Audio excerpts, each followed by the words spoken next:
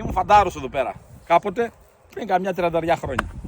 Παιδιά, ο Ντίνος όταν έκανε το πρώτο παιδί και γέννησε η γυναίκα του, ήρθαν τώρα πεθερικά, μάνες, σχέσεις να βοηθήσουν εδώ σιδερώματα και τέτοια. Επειδή το σπίτι έχει 31 πόντους μόνωση, το σπίτι μέσα ήταν φούρνος. Και λέγανε τώρα η πεθερά και η μάνα του Ντίνο, κλείσε λέει τη θέρμανση. Δεν έχω λέει τίποτα αναμένο.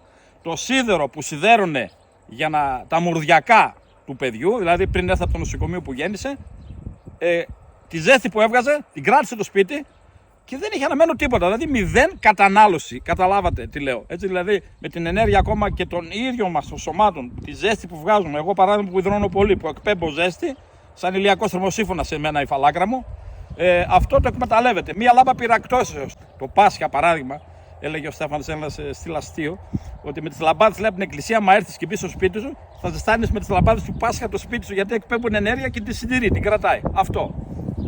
Δείξε και λίγο ένα μακρινό πλάνο τα φωτοβολταϊκά σου που είναι στα 10 κιλοβάτ και αυτή τη στιγμή πάλι τον περισσεύει ενέργεια.